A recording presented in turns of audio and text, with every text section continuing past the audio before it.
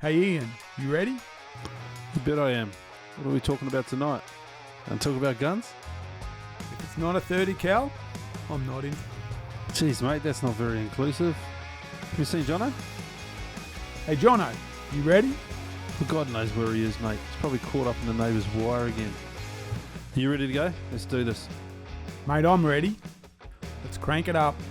Righto then. Welcome back, listeners, to another episode of the Hunter's Campfire, where we're going to talk about all things hunting and the great outdoors. And we'll probably throw in a few tips along the way. You want a tip? Say it once, say it 1,000 times. Goats love rocks. Or a few things about deer. Mark, what do you reckon about deer? As a deer hunter, I love hunting pigs. Well, that's about as useful as I expected it to be. Oh, check it out. Here comes Jono. He's being chased by the neighbour's dog. Okay guys, let's get this started.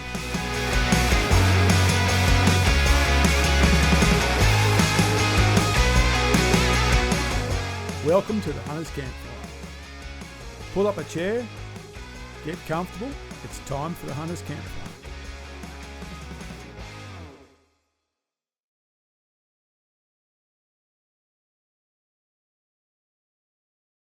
Merry Christmas, gents. On. We're going. We're going. We're on. We're on. What did you like call me? Donkey Kong. You heard me. You heard me. What is going on? What's happening? It's nearly Christmas. It is Nearly nearly Christmas. It is nearly Christmas. That is very true. Yeah. Ooh. I already have my early Christmas gift. What? Oh, right, Oh, I'll be yeah. fan. Is that the misting one or the other one? For It's territory just squirt the hose at it. Oh, well, they do a misting one as well, don't they? Yeah, but I thought inside a 10 hours misting might not Yeah. It might get a bit steamy in there. come out. Yeah, it's like Indian sweat tent. Come out, It's hallucinating. going to be your sauna. That's it. It's like pouring water on the rocks. Yeah. That's cool. That's good. It That'll be is. nice in the territory. Yeah, and it's battery, and you can run it off my Blue Eddy. Cool. Nice. So Yeah, I it's got expect 12 to volt have the input. Blue as well. Eddy in there, charging the phones and all that stuff, and that thing. Nice. Me. Cool. I'm going to test it at Nundle. Yes. It's going to go for. You bring the air conditioners? Do you want an air conditioner? I'll bring you an air Bring conditioner. the air conditioner No, for no, the tent. I'll bring you an air conditioner. I've got two. Yeah, I just want to try it out. I'll bring one for you. Thanks, I've mate. seen a new Okay. one too. One of the, I think it might be that Kick Ass. I think they have an air conditioner now. They do. What do you- They've been what do you want, advertising. John? Mine Wanderer from BCF. Air conditioner. Yeah, keen to give it a try out. Yeah, I'll bring one for you. I can give it a try. Yeah. It'll save me putting one of those big Domestics on the top of my wife's horse float because she's wanting air conditioning. Probably not even for Oh, her, yeah. probably for the horses. Horse. Probably It's for the way horses, horses yeah. roll these days. In luxury. Air Yeah. conditioned luxury limousines, I call it. It's the limousine. Yeah. I saw something like, if you want to be a millionaire, don't own a horse. Don't look at horses. Don't talk to people who own horses. Well, it's kind of like the farmer statement. If you want to be a millionaire, start as a billionaire and own a That's horse. what I was right on a horse. Quickest way to become a millionaire. This is not heck on my wife's hobby day. What's going on? It's been a big few weeks. Lots happening. It is. Lots happening for an off season. Like we're supposed to be winding down and things are just going skywards. Yes, I actually went fishing with Adam. That was pretty good. Didn't do too well on the fishing, but we had a great time. Finally managed to get out with this pretty poor weather we've been having. Went offshore off Moreton, which was in itself pretty spectacular. So around Cape Moreton and out to one of the fads. Saw dolphin fish, as in dolphin fish, not dolphins, or maui swimming in the Mahis. water. Had a couple of good chances, didn't convert. Caught some small stuff, but didn't convert. But I'm keen to go again, and I'll be better prepared next time. I've already told Adam I'm building my Adam Long fishing rig set up to go with him. Pretty. We're actually talking about it. Next time we're going to do an overnighter. So. Oh, okay. You pull into like Tangalooma or something. Yeah, well, no, what we've got to figure out is his boat's got those self-draining floors. So he's got a place to sleep, but the second person, Doesn't. So we're going to figure Nice and out a way fluffy. to get off the floor, as it were. Take your stretcher, Mark. Yeah, I'm thinking that's what I'm going to do. I'll take a stretcher, and when I come back, WD-40 it. Yes, just rust sort of away. Yeah. rusting. But yeah, Mm. so I'm thinking a little stretcher down the side that should be pretty good. Yeah, well, hopefully next time I can come with you guys because I Yeah. was hoping to on the strip, but yeah, couldn't unfortunately. So that was fantastic fun. Man, there were some boats out there. Oh wow, A lot of them. Or oh wow, there's so many boats. So we left really early in the when we were at the ramp. There was like 2 other boats there when we left, or 2 trailers at the ramp. But we got out when we were out to the reef in daylight because we went out well before sun up in daylight. The amount of boats on that reef was not. It was a bit awkward actually because people just trolling through other people. Yeah, it was a bit hectic out there. Crazy. well, The weather's been so poor lately. The first it's been shocking, isn't it? good day, everyone went out. Oh.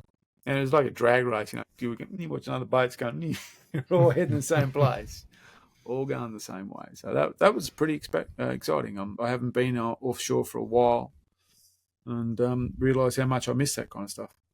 It is good fun. Yeah, it's good fun. I'm not a fan of charters anymore. No, I've done enough. I've been disappointed by enough charters.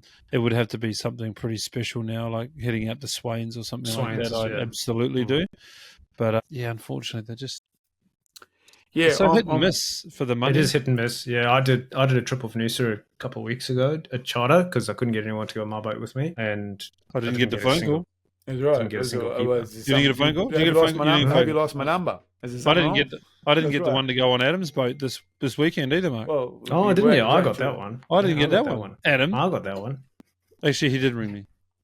When they come to think about it, I said I couldn't go. It's not the point. You didn't ask me twice. Gosh. Anyway. Anyway. Maybe it's not. Well, wipe away those tears for Ian. That's right.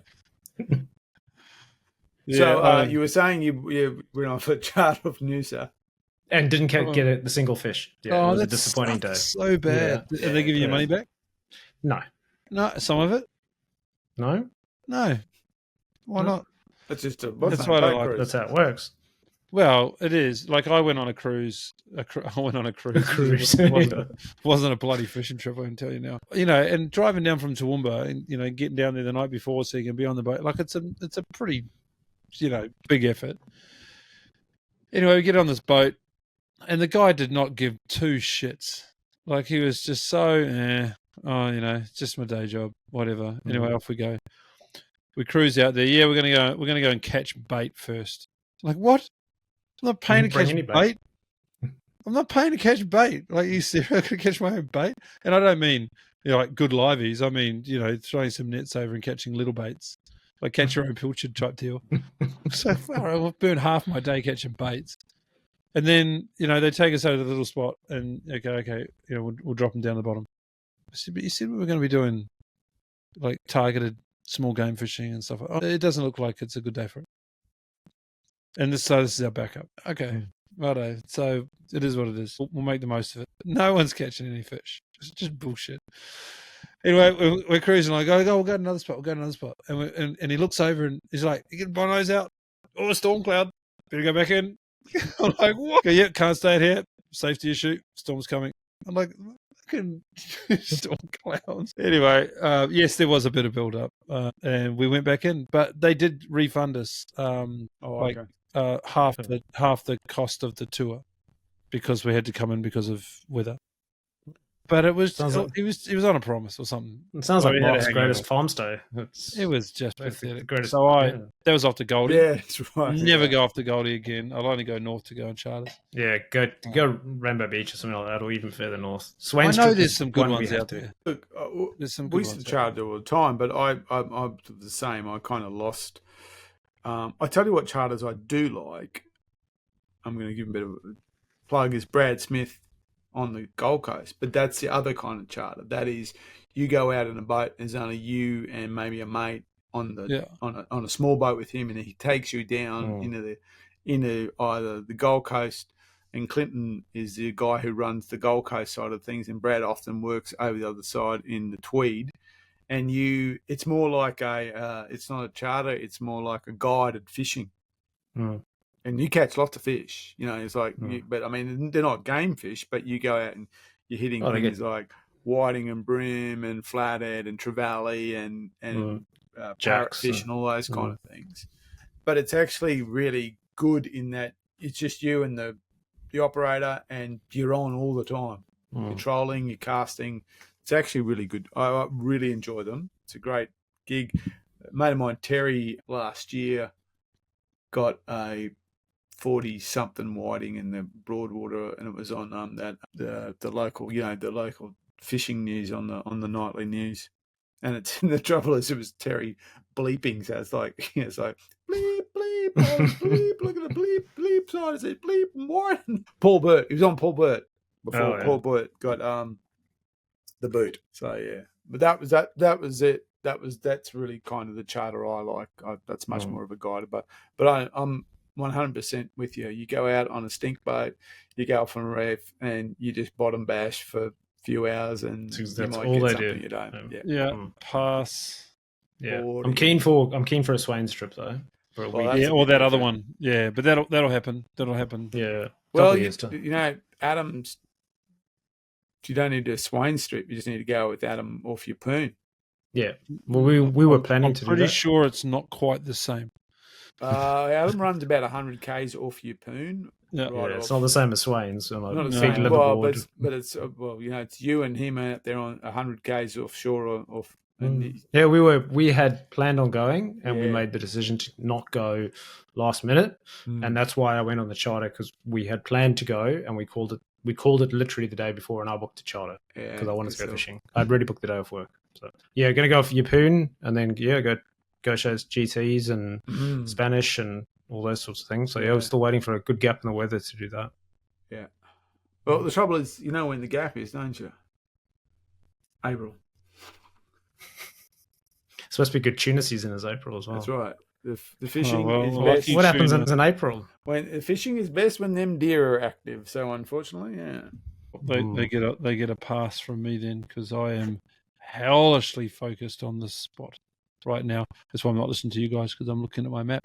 Because I'm pretty excited actually. I just realised that I thought my secret spot. It's not very secret, but my secret spot.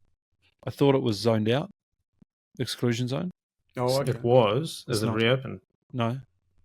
My spot's not in that spot. It's not in that exclusion zone. Okay. So I'm back. That's close though. That exclusion's close to it though. It's okay. It's okay. Cool. I've got what I need. Yeah. Did you have you got a camera down there still? I can't remember. I've got some more as well to go up, just to add to the paparazzi in the forest. I've got a couple more. I can't recall if I left one in there or not. I kind of feel like I did, but not sure. Anyway, I'm going to put a bunch up. Next week we go. This week. Next week? This week. What day is it? Sunday. Sunday now. So it's the beginning. Thursday we go. So yes, that's going to be fun. It's going to be Friday. It's going to be a great couple of days. 3 or 4 days. Have you seen the weather? No. It's like sunny and 30 degrees every day. Yeah, I haven't looked at the weather yet. I was talking to a mate about. Where's that? Nundle itself, or Hanging Rock? For Hanging Rock, yeah. So the township. Yeah. Hot. Mm. No, such is life. So you're taking out of Hanging Rock, are you? Yeah. So the forecast I use is out of Hanging Rock, which probably uses Nundle. Yeah, it's still going to be cool. I just looked at it, and it's the one I just typed in Hanging Rock, and it's using the Marundi Gap. Okay, they must all use that. It's a fair way away, that one. So I'll be able to drop some temperature out of that for altitude. Last summer that I was up there, it was pretty warm during the day. Take a hammock. Yeah, the evenings are down to 14, 15, 16 degrees. It gets cool at night. Yep. Oh, you got the altitude. Yep, it'll be nice. It'll be real good. So anyway, yes, we'll see if there's any trees without cameras that we can attach some new cameras to, and start the. I'm just looking at it's just pulled this one out of Armidale, so the weather station is using Armidale Airport. Christmas Day, it's 4 degrees that night. 4? That's what it says here. Wicked. Nice. Wow. Might get some croaking. Might do. Yeah. Might even Anyway, be we've got a group of 1, 2, 3, 4, 5, 6, about 7 of us are going to hit there, maybe a couple more. So it'll be a nice little group that show up there and have a bit of fun. So yeah, it'd be nice to get out there, and I'm taking my young fella with me, so we're quite keen for us to shoot our first deer if possible together. So he's prepared. He keeps saying to people, I'm going deer hunting with Dad. Gonna shoot my first deer. I'm gonna be with Dad when we shoot our first deer, is what he's saying. And I was like, I just wonder how he's going to take it. Like he's not been part of an animal being taken before, so could be a little bit interesting to see how he handles it. But he's certainly been around the sheep, and he helped me wrangle the sheep into a trailer and take them off to get processed the other day, and then we went back again, and they came back in cardboard boxes, and those cardboard boxes got delivered to friends. So he knows he knows what he's eating. He hasn't seen the violence of it yet. So that'll be interesting. But he comes to the range. He knows the gun. He's more than happy with the noise. Like all of that's fine. It's just that now there's an animal dead. How that will go. That'll be an interesting one for a 7-year-old brain. I found my boy was completely okay with it and I think it was because of fishing. Yeah, you've said that a few times. Yeah.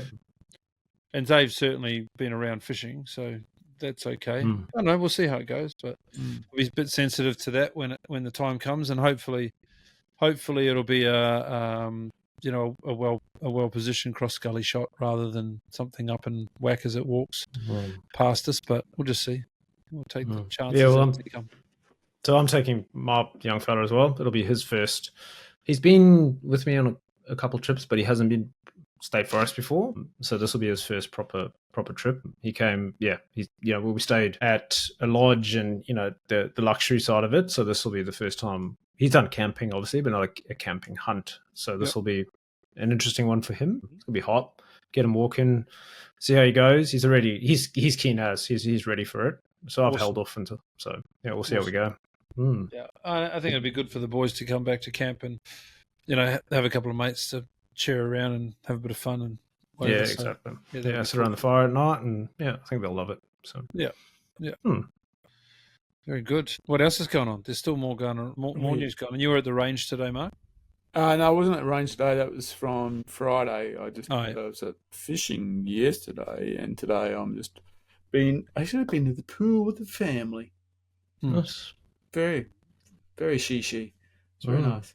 I wanted to say, by the way, the cap that I'm wearing and the cap that Ian is wearing, for those listening, now these are currently on the website. They are. And these caps are special caps, i.e. they are like prototype ones, so they've got the badge sewn on. And there's 2 left for sale of these prototype, and then we will have another version of this which will be a bit cheaper, which we're going to call the crew hat.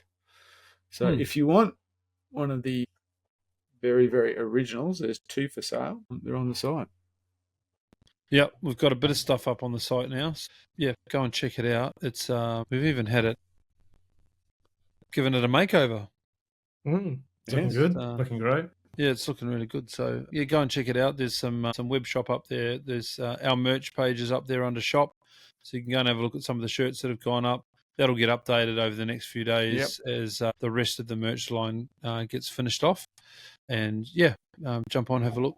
We think that some pretty nice stuff in there. We've gone for a pretty good quality line of stuff. So you'll find that the gear you buy will last. And so good to see it moving through the store. Some of the other stuff, I had a good chat on Friday, and there's some really interesting stuff coming out. So, for instance, Frankie have a new rifle that is like a scout rifle.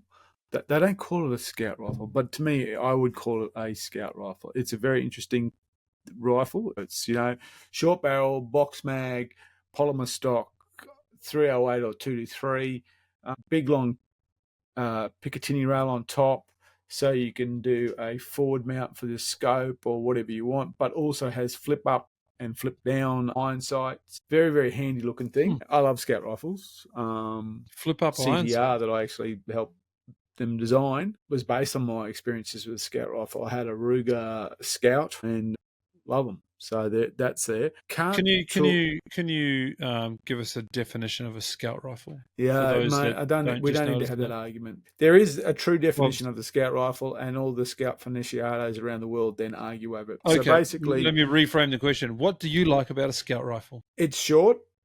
Okay, so generally a Scout rifle has a shorter barrel. It generally so Jeff Cooper, famous American gun writer, who started Gunsight, which is SITE, Gunsight, and he did all the gunsight training, pistol training, combat training, stuff like that. He had this concept of a Scout rifle, which was a rifle that you could use up to 300 yards to engage an enemy or hunting situation. So the idea was it was a bolt action rifle, was short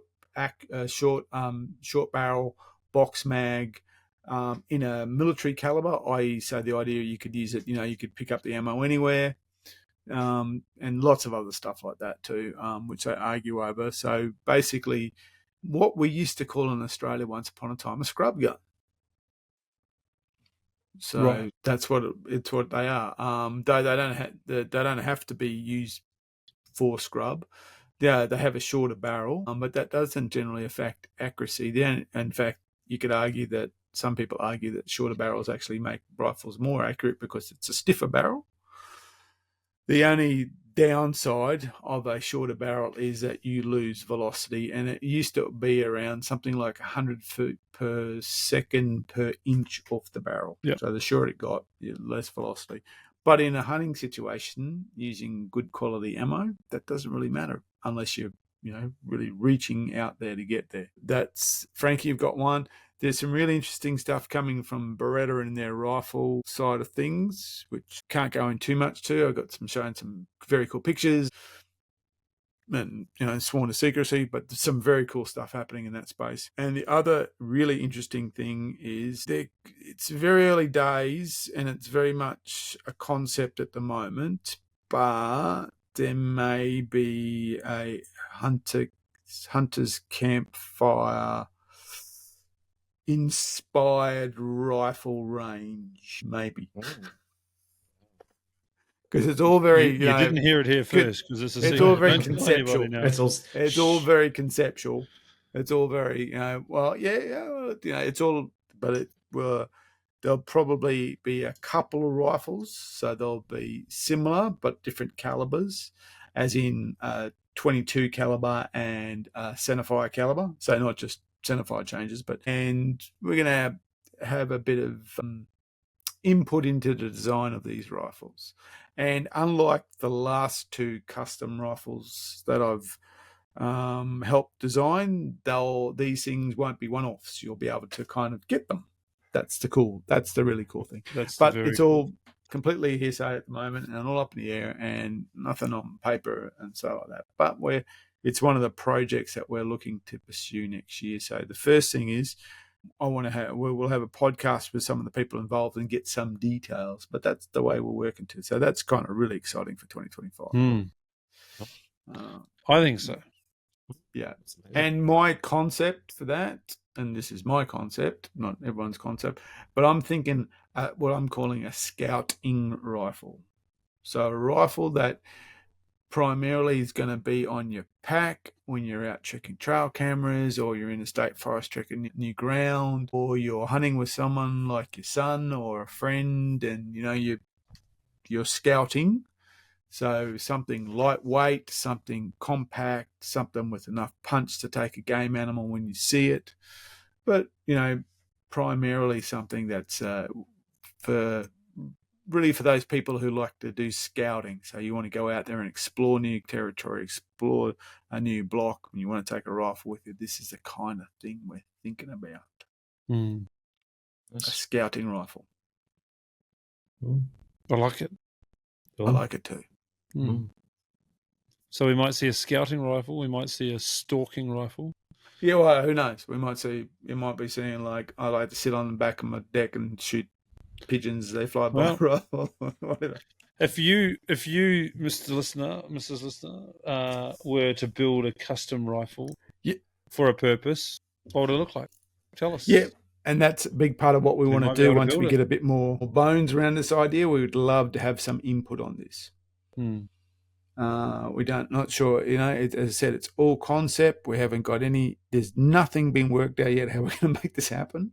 But yeah, we very much would like the Hunters Campfire community to be have input into this and be part of it. How good. Maybe. Yeah. That's amazing. That does sound cool. I'm looking forward to participating in that process. Should be fun. Meanwhile, Terrible Billy doesn't have many clearings. That's why it's terrible. Are there many Billies? Who knows? Only really terrible. There's just one, and he's really terrible. But there was a big fire that went through there. Yeah, closed for a couple of years. Yeah. Surely that's cleared it out. I don't know. I'm just looking at maps. And what does Google Earth say? I'm looking at Google Earth. It's terrible, Billy. It's thick and it's steep and it's terrible. Steep. Yeah. Maybe that's why it's terrible. When's that image from? 2023. That was before the fires. Yeah, the 5th. Anyway, I digress. Guns will be fun. Guns are fun. Building our own guns even more fun. Make a song about it. Definitely. It is very fun. It's also guns, very nerve-wracking. No, it's not. It is. No, it is. You don't want to get it wrong. It's very nerve-wracking. Right. I've done it twice. No one will write a story about it if you do. Both times I've done it twice, and both times I've been going, make this work. Please be good. Please be good. Please be good. And I mean, you do cheat a little bit by using very good platforms to start with, but you're still going to go, please be good. That's like Utes this day. That what could go wrong? Yeah. Just make the home again. Stuff hanging off it everywhere. Speaking of guns, I spent today at the range. Had a great time. So you should have, we hope you have seen the video that Mark put out not long ago, which was the BRX barrel swap for the territory. Mm-hmm. So we showed the process, the simple process to whip the 30-06 barrel off, put the 300 Win Mag barrel on, change the bolt face, change the magazine, and away you go. Done. Piece of cake. So, of course, we've come back from the territory, no longer need the 300 Win Mag, so it's going back, late night podcasting. So it's going back, and I'm switching back across to the 30-06 because it's my caliber of choice. So dropped that down to Mark. He had the custom-made Torquey tool that was required for it. He put it together for when we did the swap to start with. Switched the barrel back across, gave it back to me, took the aim point off, put the Steiner Predator 8 on, ready to go, took down the range, sighted in today. It was bloody great. I love shooting that thing. It's such a good gun, rifle. So the BRX has got the Predator 8. So we tried to line the scope back up with the same scope marks that you could sort of just see on the picky rail from when it was on before. And kind of worked. Pointed it at a target. It was off by about an inch. Mind you, I was using different rounds to last time. I changed from the bonded to the boat tail soft points. So from the super hammerheads to the game head rounds for psycho rounds. And it was only an inch off. A couple of clicks, bam, 50 done, 100 done, 200 done, hitting the gongs at 300. So much fun. So anyway, it's back and it's ready for the weekend. So can't wait. And that's I've got better at changing those things out. That was literally at 10 minutes. Such a easy. What took longer was making sure that I had to stop and go back to the manual just to make sure I was putting a MA bolt head as opposed to the ST bolt head. I was double checking, going, okay, I'm putting the right bolt head with the right barrel on and stuff. That was the longest part, to actually just check those, just to double check that I put the right, because they all fit. Yeah, that whole bolt head, so the bolt head and the follower, that's a button. You push it, it comes out. The way they've designed it is because you can turn it around to be left and right-handed. It's a really interesting design how they've done that, because it just cambers in each. So cambers in one way, turn around, cambers in the other way. It's like, well, that's a bit of tricky engineering, the way they've done that. So that's how easy it is to make it left and right hand. Well, that's part A of left and right-handed. Part B is just then pushing that button and removing that slide handle and putting it on the other side. And even that's really interesting because when you flip it over, it's not upside down. It's the right profiles correctly. So there's someone really thought about how to make that ambidextrous and how to make it truly ambidextrous. So it's actually really quite nice design that way. On the bolt, does it say press here? If it does, because you say someone's thought about it. Only one part comes off, and it's a big shiny piece. Right. So, and Ian was witness to this. What? we were on hunt camp. We were sitting at Nundle. We'd been for a hunt. Ian shot a young spiker. We came back after dark, and we're sitting down. And we thought, well, we'll have a quick beer before we head back to camp. And I always take the bolt out of my rifle when I put it into the car. And I'm looking at the bolt, and it says press here. So I pushed it, and the bolt went and split into pieces. And I was like, shit, and I couldn't get it back together. Fortunately, we had a gunsmith in camp, and he put the bolt back together for me. But yeah, it's written in big letters saying press here. So I'll push here, see what happens. And this thing the bolt just comes apart. The spring goes this way. No. So if you own a Benetti Lupo where it says press here, don't press here. Yeah, that was an interesting afternoon or morning. Was it morning? I think it was morning. Well, it was after a hunt. It was. I can't recall. I don't remember. It was in the afternoon because we left it there, and then we went down in the gully chasing croaking bucks. Came back up again and carried it out in the dark. That's right. Yeah. So where it says press here, don't press here. Don't press here. Don't push the buttons. Mm. No. Just want to go back on steal the brains of the technical-minded people. You two, that is. 300 Win Mag versus 3006 projectile. They're obviously different. They're very similar in length. I'm not sure that there's much difference in them in length. The casing width must be wider, right? The reason I'm asking this is you did the barrel swap, which is great. When I got there and I started sliding rounds into the magazine, I realized I had the wrong magazine because they were a bit rattly.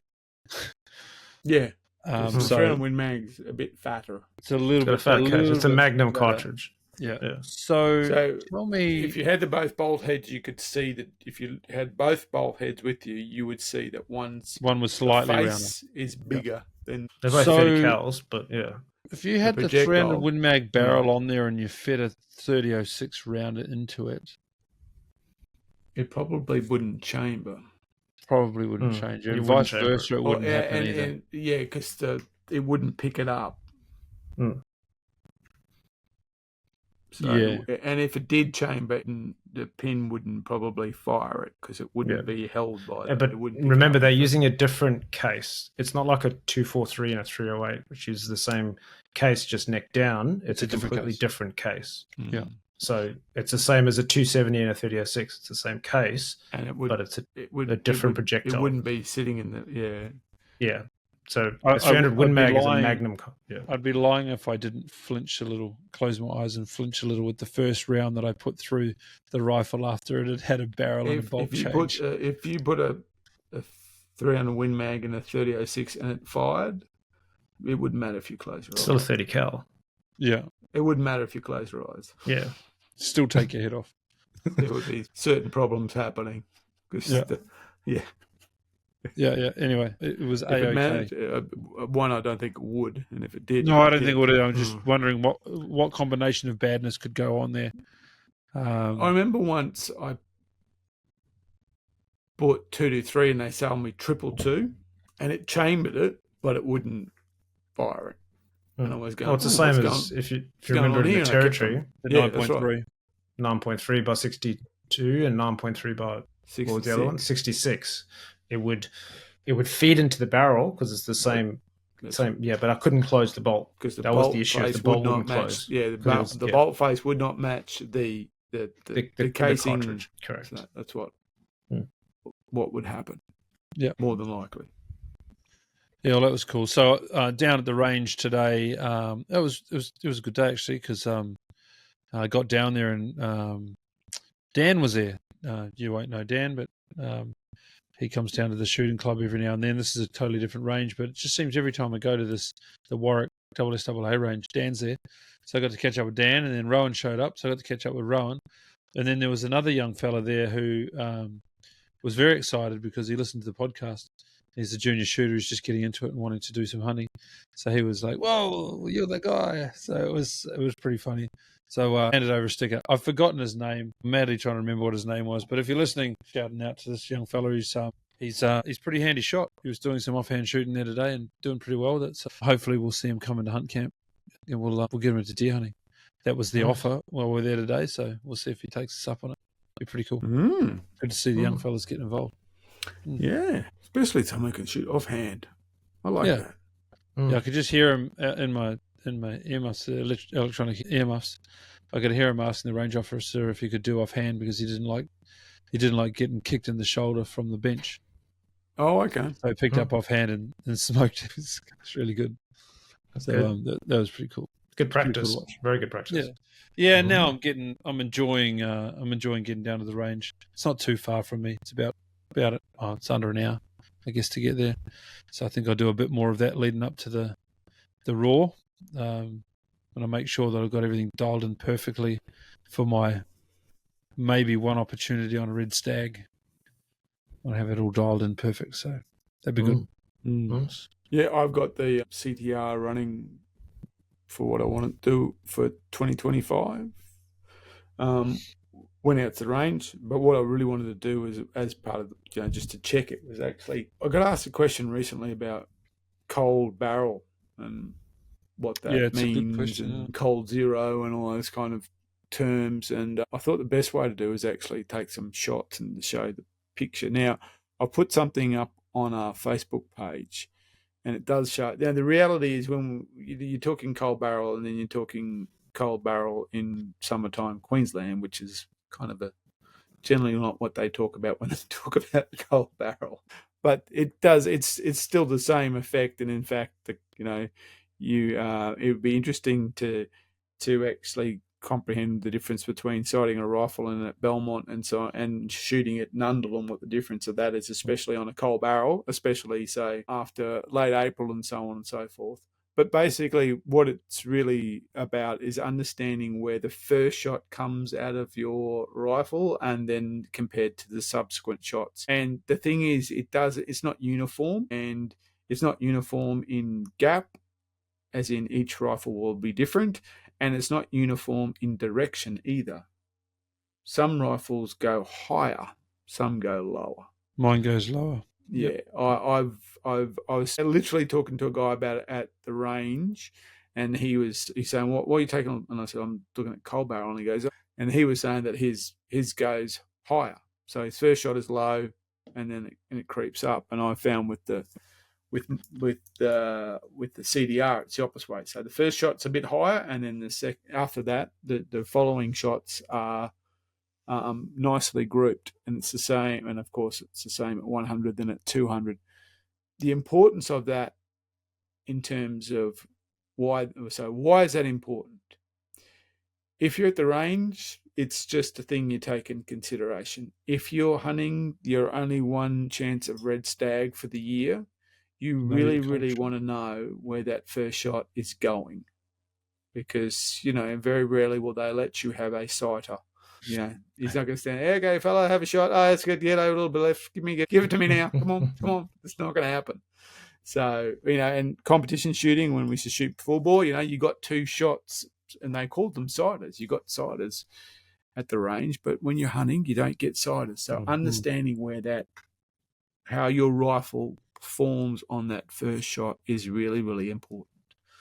So that's something I want to do, and I also wanted to drop the rifle down a little bit in elevation, which I did.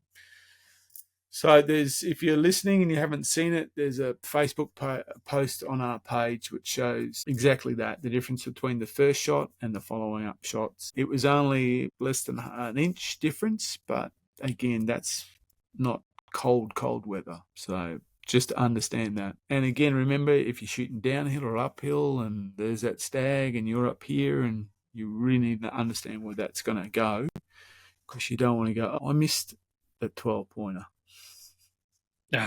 Getting eliminated. Still the what are you fellas on about? Just get the eliminator. It tells you everything. I'm pretty keen on giving Eliminator a go. Same. But it would still have the problem. It's still going to have a cold barrel issue. It's still the scope's going to be. Absolutely. The shooting up, shooting down thing's taken care of, but no, it's not. No, it's not. It adjusts for it with the rangefinder.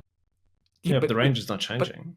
That's right. The barrel is cold barrel. Cold barrel. It can't adjust for cold barrel. That's right. No, yeah. But it can adjust for extreme downhill, extreme up. Yeah. Okay. Yes. Because it can do cold that. barrel. No, cold barrel it can't. I totally agree. But the other thing too is, well, the thing is, does it blow warm air on it? Yeah. Right. Keeping your barrel. Well, heater inside it. I don't know. I mean, your experience is probably better than mine, but it doesn't. Cold barrel, whether it's cold conditions or whether it's warm conditions, cold barrel is still cold barrel. It doesn't matter where I shoot my rifle first. A barrel that hasn't heated up through the velocity of a bullet going through it is still a cold barrel. But it's going to shoot to a different point of impact. Yes, I don't know if the colder the barrel, because then the greater the variance between. So, I mean, when I go to the range, and it's 30 degrees, cold barrel is not, it's not hot, but it's not cold either. So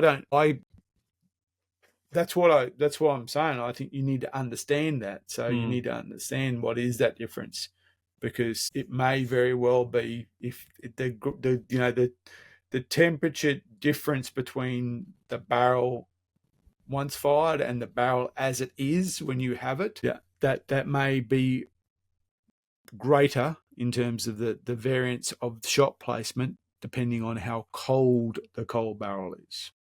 I think something else that would impact, that you should be aware of, that will impact your shot placement, and that is where you've zeroed it. Yes. Right. So if you zeroed, I've zeroed in Toowoomba at 700 meters, and then I've gone and shot down in Brisbane. There's quite a difference. Yep. In where that shot lands, and then if you're going to go and hop over to New Zealand and shoot it, or even go to Nundle at 1,200 meters, you've now had a reasonable elevation jump, especially if you come from Brisbane. Yep. So understanding that now, you can only really rely on ballistic tables to help you with that, because a lot of those calculator tools will take altitude into adjustment and give you some holdover changes. Because unfortunately, in state forest hunting, you can't put siders through. If you don't have private land somewhere nearby to check out what that looks like, then you're relying on the app. But that's potentially got more zero impact, I think, than the cold barrel. Yeah, that's very true. So elevation, and there's air pressure and all sorts of humidity. It makes a difference. Humidity, it all makes a difference. In hunting terms, probably marginally, especially at 100 meters. Yeah, but at 500 meters. Oh that's it. Yeah. I mean, and that being said, reason I like with the CTR, I had it basically just at 200, about just slightly below zero, but I'm going to call it on zero. And the reason I did that was because I am hunting a New South Wales state forest. Yeah. And that's about the longest shot I'm going to be presented with in that kind of environment. Maybe there is other forests. How long do you think? There is other forests maybe that's longer, but my experience with state forest hunting is that 200 is a long way. Yeah. There's the more that these parks get logged, though, there's often opportunity now in some of those clearings. I mean, when I was at Pennsylvania, you could, when you got a little bit of elevation and you're looking over not clear cut but regrowth pine that was only 3 or 4 or 5 foot tall, then yes, but that was the first time I've ever experienced that, when you could actually kind of go, oh, I can see a fair distance here, I can see, but generally it's either you're right in it or it's semi-open, but even then it's still treed up. Again, that's why I'm setting through my experience, what I've experienced with hunting and where we're going, as in Nundle, 200 is pretty much all you need, I think. Again, usually it's under 100. to be honest. That's it, that kind of conditions. But certainly I'm positive there is a state forest where, it's much longer. And even in somewhere like Pilliga where it's huge, because of the vegetation, you're always pretty well close in. Usually very close shots in Pilliga. That's right. And it's it doesn't matter. It doesn't matter on the how big the state forest is. It's how big your view is, and generally it's pretty tight in there. Yeah. So yeah, some of the logging clearings give you longer shot opportunities if you want to set up on those. There's some pretty good vantage points actually in Nundle looking over that cleared logging land. But also a nice buck going through that cleared logging area. It was night time, granted, but yeah, he ran across the road straight into that. But just showing that they do go through those cleared areas. They do. Oh yeah, yeah, they do. Yeah. I saw again on dusk. We saw a very big buck, but it was just they were still logging it, but he was going straight through that open cut area. There's actually, we drive along and we just saw him on the side of the road, and he was big. He was a good at looking animal, but he's in a clear zone. But yeah, I'm sure they go through it. And there was one area at the time where you did have a really big panoramic view because it had just been logged and it was just open, and it was really big panoramic view. But I would still not like to take a long shot there, because even while you could see a long way at the ground level, it was still pretty messy. It had been logged, so there was deadfalls. Oh, they do push. They push a lot of the stuff. And, it's deadfalls, and also, so it wasn't like a paddock. It was like it just wasn't treed. Yeah, it would be at distance. That would be a very tough shot to get a good broadside of that. It'd have to be like standing on top of the lot. It'd be like more thing like goats do, when they stand on top of things. Which deer don't typically do. No. You never see deer on logs. It would be a tough shot. Ian's still scouting. Maps. He's still scouting. Maps. Yeah. I'm going Tugalo. That's where I'm going. Or Tugalo. Yeah, Tugalo. Tugalo is it's a good forest. Yeah, I like it. I've shot deer in there. Haven't shot pigs in there. Shot deer in it. It's a good spot. I quite like it. But I know where I think I'm going to be hunting this year, so I've got to go and get some scouting done, because it's a little bit different to last year, but that's okay. Anyway, I'm excited. I'm really looking forward to it. Yeah, it should be good. I'm keen. I hunted there summer last year. It was great. I've never been in summer. I've only ever been April. I think I've only ever been in April. Yeah. I don't think I've ever been any other time. Flies been there this time of year. Are the challenge. If you get a carcass on the ground, holy dooly, do they come in fast. Yeah, I've had that in the Pilliga. Flies, Jesus. Yeah. Speaking of looking after carcasses, I got some of the new gun dog gear. The game bags. Yeah. I'm gonna throw an idea out for you. So anyway, in the bag so I got the medium set, and it was funny because I helped him with some of the testing, and then when they came out, I just jumped on and bought a set. Thought that'd be pretty cool. Anyway, he messaged me back. He goes, "What are you doing?" I said, "I put a set in the post for you as a thanks. Do you want to cancel your order?" I said, "No, it's all right. Keep it. Keep the money, and I'll have another set, and I'll give a set away at Hunt Camp." So I've paid for mine, and he's given you a free set for Hunt Camp. How about that? So what a good fella. But anyway, I got two mediums, and when we were talking through the design of it, I said, you should really have probably two packs, one for medium game and one for larger game, because, carrying around game bags to suit a samba, not really necessary in fallow and goat country. As it is, the medium set has got what I call a sleeping bag size, like a large one, bigger than the Huntec sack that we use. Okay, wow. So it's a pretty big... And that gets a fallow in it. That gets a whole fallow in it, yeah. And then it's got two large bags, which are a little bit smaller than that, and then two medium-sized bags. So you've got, back legs, front shoulders. Then you've got a bag that everything comes in, which seems to be made out of a little bit heavier duty material. So you could drop if you're into getting offal and stuff like that, you can chuck the heart and the kidneys and stuff in there. And it gives you something just a little bit more robust and less leaky than a breathable bag. Anyway, I said to him just the other day, I said, design improvement and a point of difference. So hopefully none of his competitors are listening. But if you got that sleeping bag, I call it the sleeping bag, the really big one, like it's a big bag, it would fit a carcass in it. And I'd suggested to him, and I'd like your feedback on this, they've got toggles at the top, drawstring toggles at the top. I said you should drawstring toggles on the bottom as well. So if you're hanging it, you can go right up over top of it and draw it around the neck and then draw it around the feet. Yeah. And then you've got it open-ended. And, if you've got a carcass on the ground, you can slip it in, do the drawstrings up, whip it up over your pack and save getting too much shit all over you. Like a tube, yeah. I haven't seen a game bag that's done it that way before. And no. I've got that meat safe thing that you hang from a tree. Yeah, it's a bit different. But that's closed at the top, and it just it's a bit different. Yeah, but a big double-ended bag. Yeah, it's a good idea. Would especially if you wanted just to cover the carcass. Yeah, just even if you were going to hang it up while you were in the bush. Yeah, hang it up and come back for it. Yeah, you could then at least protect it from the flies. So I've been using, and probably still am using if I go looking for it, a sleeping bag one of those silk liners, or cotton sleeping bag liners, and I chopped the bottom off it so I could get the whole thing up over the carcass.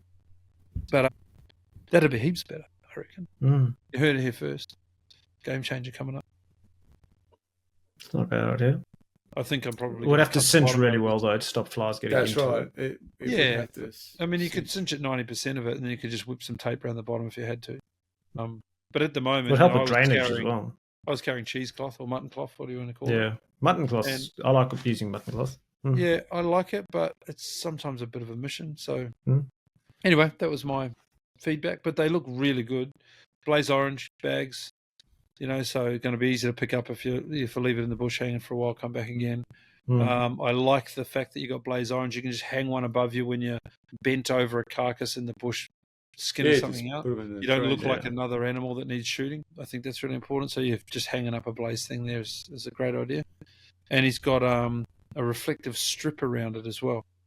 So if you're coming back from it at night time, it's gonna glow. So yeah, good set of stuff. About $120, I think, gets you the set of bags, which is not bad. No, it's not bad at all. Christmas present. Go to his website, put in Campfire, and you'll get a discount. It's true. I forgot. It's true. It's true. I'm not lying. It's true. Okay. Yeah. I'm intrigued by this double cinch split bag idea. Even if it's nothing more, I like it, but I like it, but I can see problems with it. So I'm trying. Well, for me, it was less about protecting it from the flies. It was more about having a bag to put a carcass in, so I could throw the whole thing over my shoulders and keep as much of the muck out as possible. Once you've gutted it, it's going to also stop it from just like collapsing down even with the hunting bags. If you put like a small fallow in there, they just squish down. Whereas there you could have them stretched out a bit and use the legs and things like that. Yeah. Keeps it clean. Helps drip lots of stuff, out lots some of of the things. blood. I think if you did cinch it properly around the legs, it would hold the flies out. I think you might still get them squeezing through. Yeah, I reckon you still get flies in there. That's not. It's not going to seal it perfectly. No doubt you'll get flies in there. Yeah. But I'm thinking, okay, so what could you do to prevent that? Just wrap some tape around it real tight. No, that's like what I would normally you'd do. want like like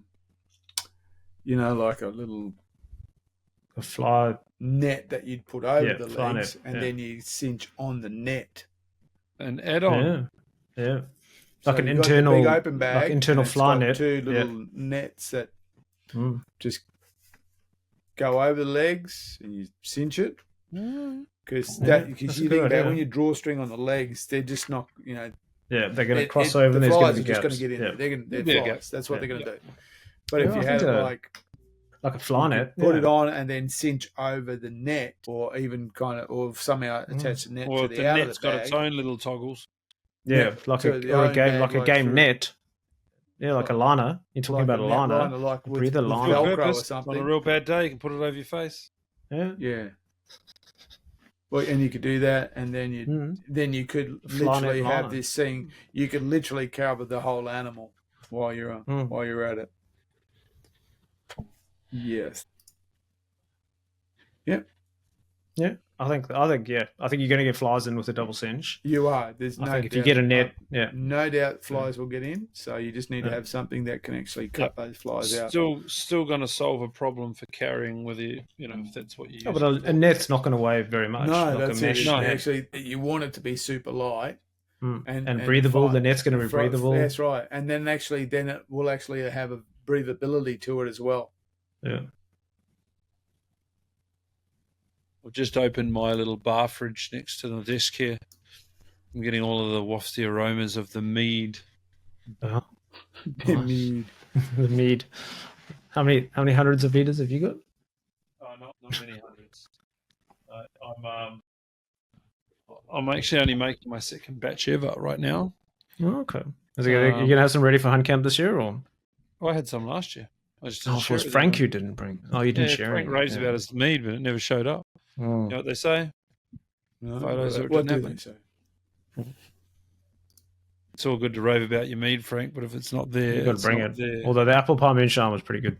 This is a good point. You can't jump for that. Yes, I'll have some mead ready. I'm starting to get to mass production mode. So I made the first mass production 5 or 6 liters. I'm making another 5 or 6 liters now, and I'm about to go and get another 8 vessels. What are you using? Carboys. I don't know what you call them. The glass vial ones. that goes up. Yeah, they're carboys. I learned something. Why are they shaped like that? Why is a bottle shaped like that? The neck. I don't know. Yeah. There's a way that you can seal air out of it, and that is that you drop a little bit of olive oil on the top. Frank told me this. Oh, okay. You drop a little bit of olive oil on the top of your mead, and it seals it off from air getting into it. Right, like and then when you're ready to drink it, you just drop a little bit of cotton, like a handkerchief, with a knot in the end, and you just drop it into the bottom, into the neck, and it just sucks all of that oil up into the knot. Take it out. Okay, didn't know that. Yeah, an old school theory that he uses, and so that's why they're shaped like that. Because if they didn't have a thin neck, you would have a massive. And to reduce surface area, I guess, as well. That's exactly what it is. Yeah, reduce surface area. Yeah. So I thought that was quite interesting. We have these conversations often. These old school skills, but I've got a big horizontal fridge in the room over here that you may or may not hear the chirping of the dying. No, not this year, mate. The dying smoke alarm. And there's room in there for 8 vessels. Carboys. Yeah. He doesn't call them carboys. He calls them something else. Anyway, you know what it is. Carboys, demijohns, something like that. Demijohn. That's what he calls it. Demijohn. Yeah, so I can get 8 of them in there. So I'm going to make some batches because I harvested my first round of honey over the weekend. Nice. So I had beehives come in about a year ago, and I spun the first lot of honey out over the weekend. Got out of one super. So a super is the box that sits on top of you got the brood box on the bottom where all of the action happens, and then you've got the honey supers on the top. Well, I've got 3 supers high, and one of them was ready to harvest, so I took it off, and it gave me about 18 litres of honey. Nice. From one super.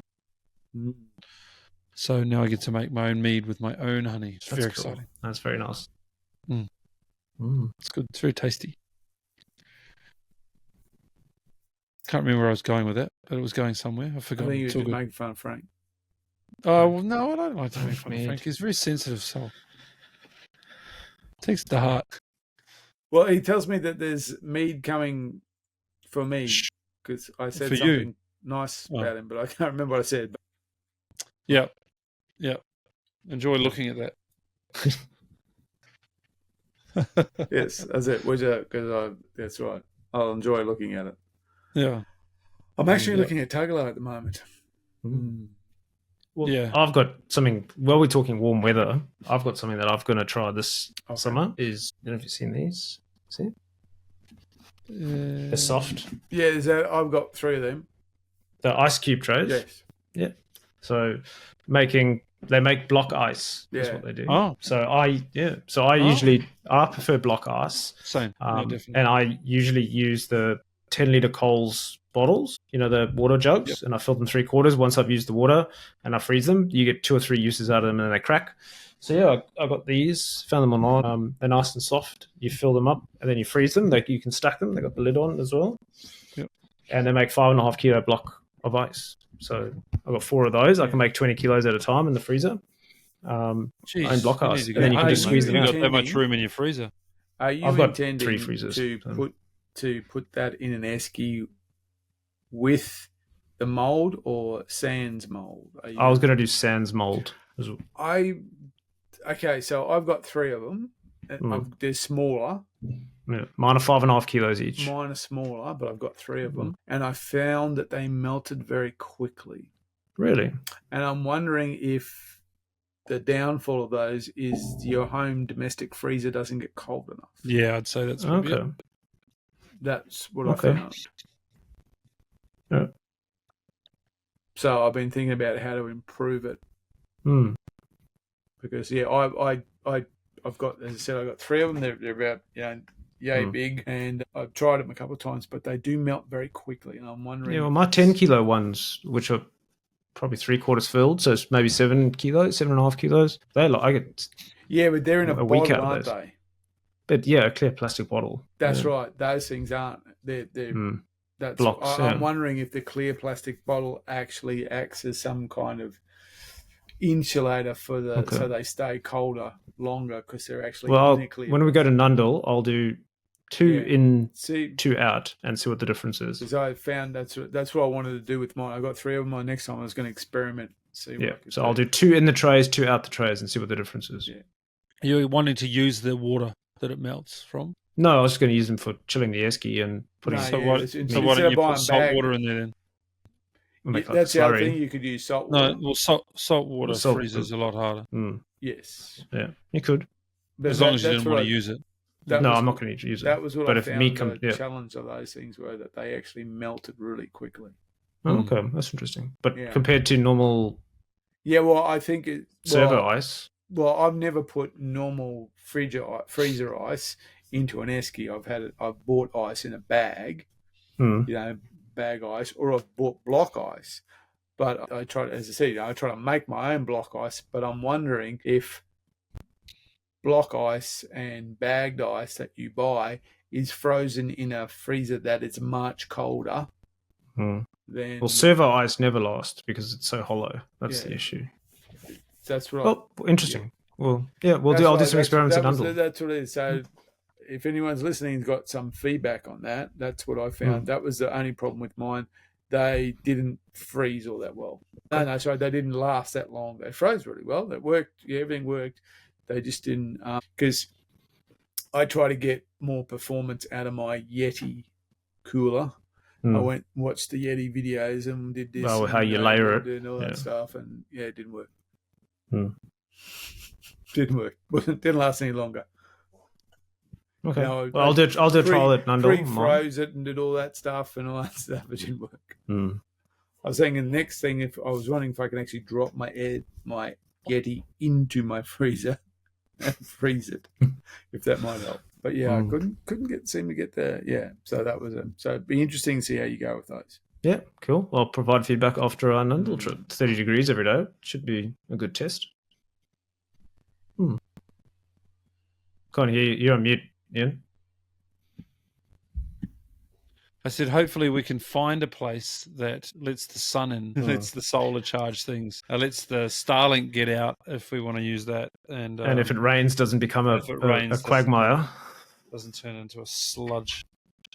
I think that's going to be part of it, isn't it? Finding a decent camp for. I've got a few ideas. Yeah. I looked at AccuWeather, and they're not bad on the long range, and it looks like it's going to be dry.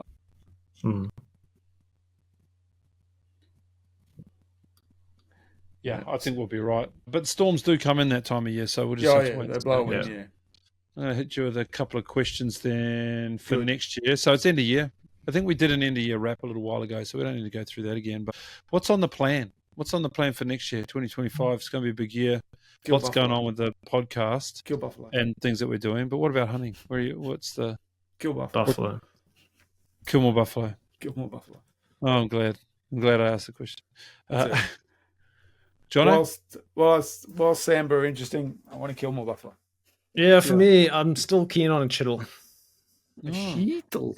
Chiddle. It was a plan for 2024, but plans changed. I wanted to do a chiddle, and that's still quite high up on my list. So that's what I'm hoping for, and I need to try and make that happen, I think, next year.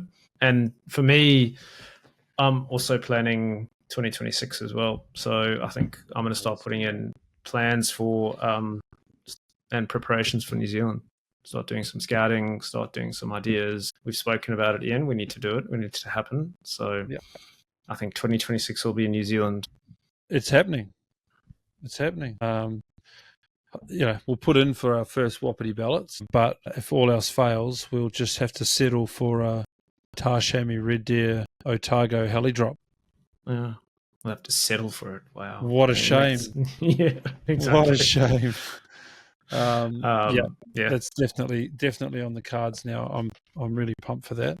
The hardest part about that trip is deciding or trying to figure out whether I can do that trip and do the territory in the same year. Yeah, because I'm getting into divorce material heading away that often. But you got a chance your luck, I guess. You got a chance your luck. You got to have a try.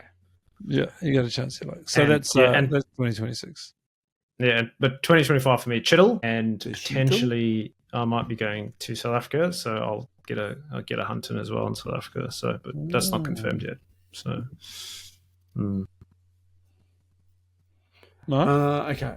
So 2025. So I've got January Nundle with my mate Graham to give him an introduction. He's getting into hunting.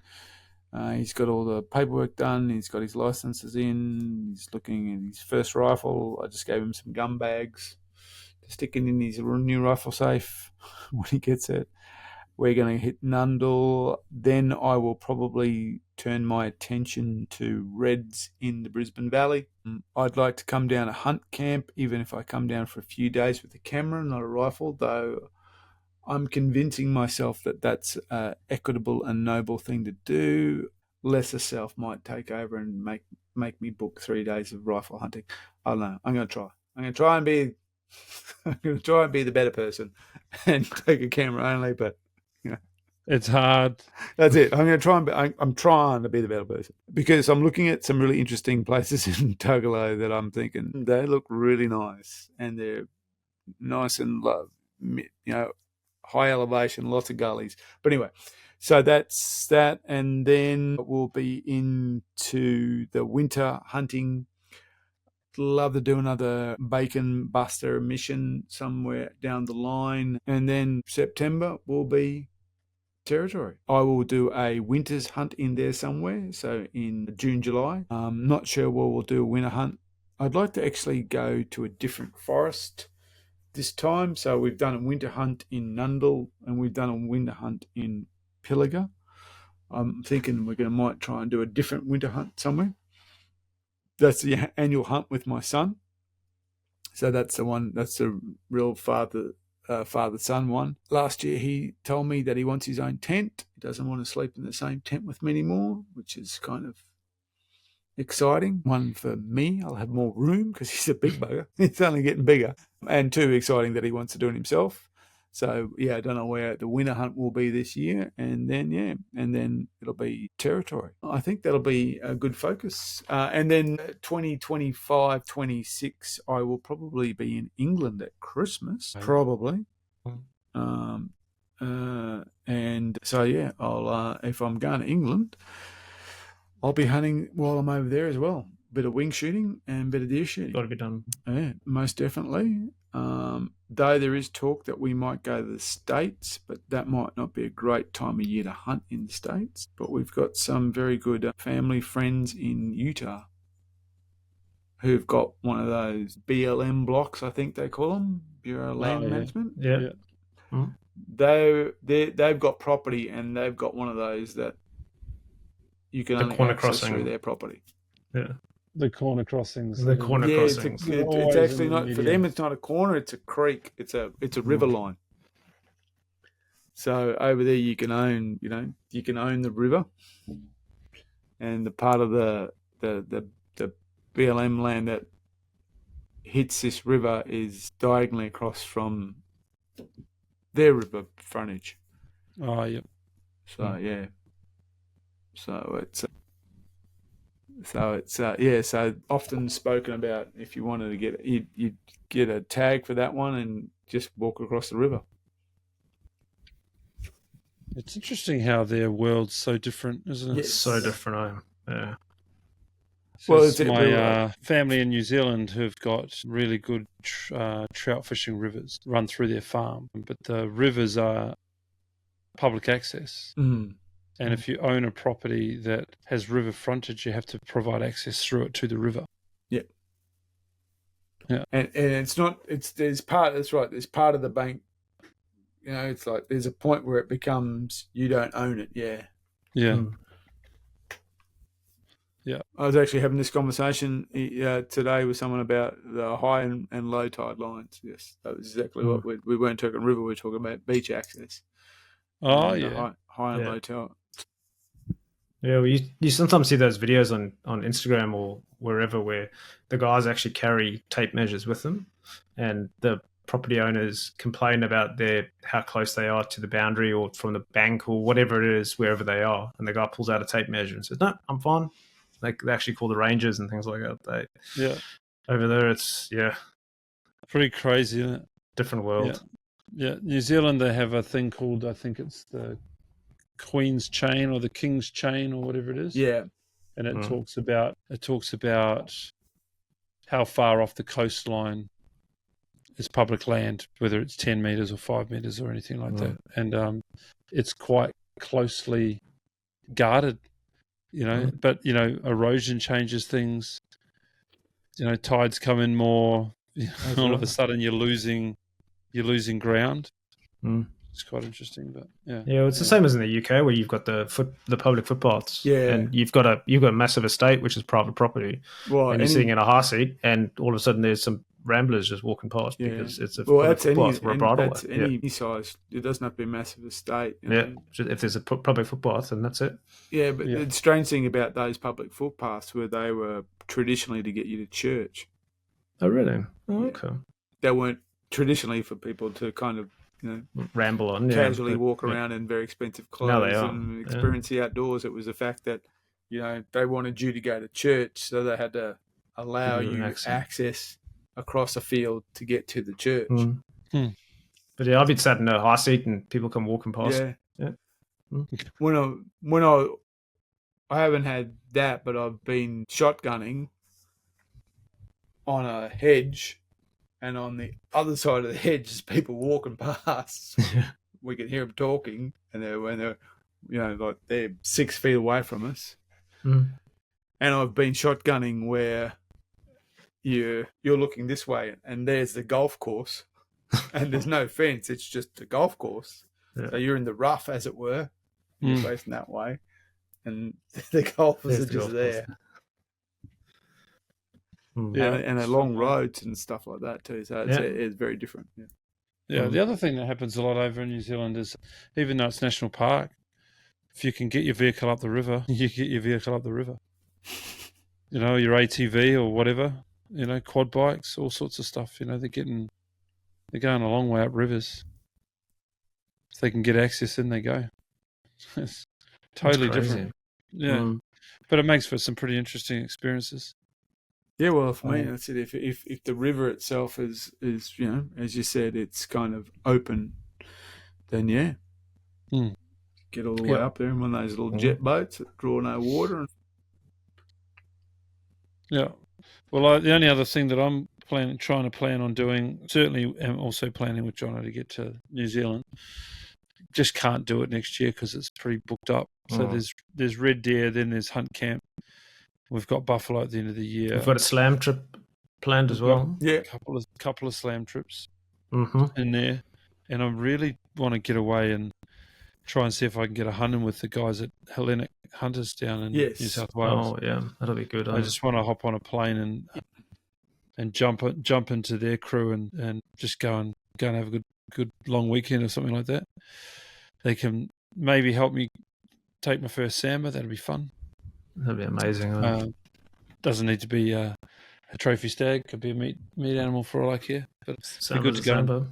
Be good to go and to meet the guys down there and just see what their crew's all about. They seem like a good bunch of fellas.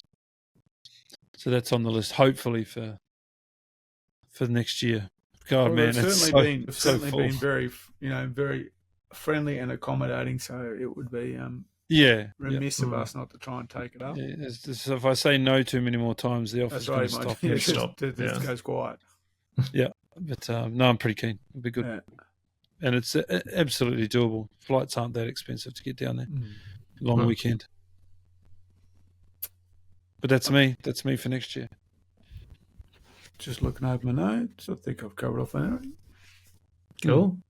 Anything else? Thank you for a awesome 2024. Yeah. Has been a big year. It has been. What are we up to? Podcast 110 or something? For those interested in stats, let's do a quick stats wrap up.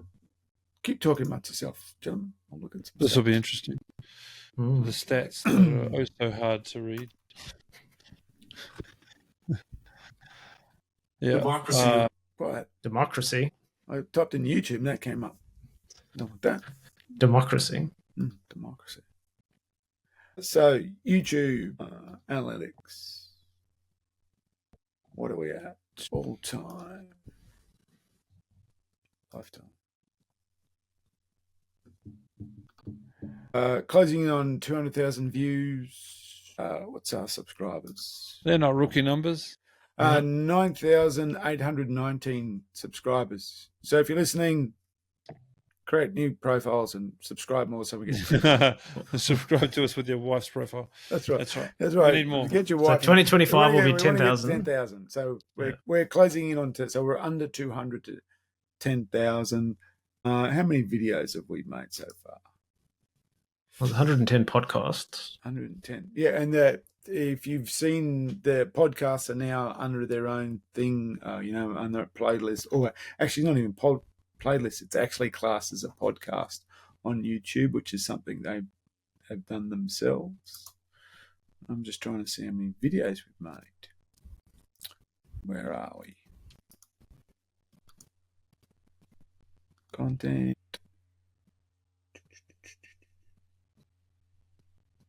Still thinking.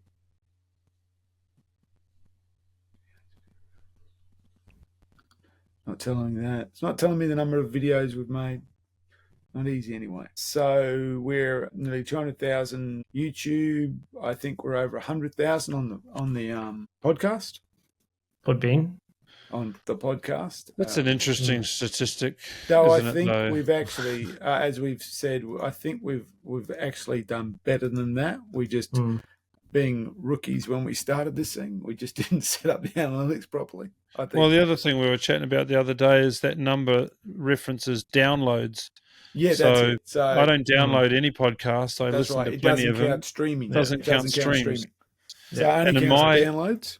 So the canvassing I've done, just about everyone I know streams they don't download. That's right. And then every now and then someone does a download because they like to save their mobile data. And this is 100% correct. So we've got no idea. It doesn't give us Podbean. That is the people we use for our data and distribution only count downloads, and so currently at the downloads we're 103,438, but we have no idea of how many streams we get because that's held across the different platforms by the individual streaming service, and because the way we've set this up so poorly, we're unable to track that information down.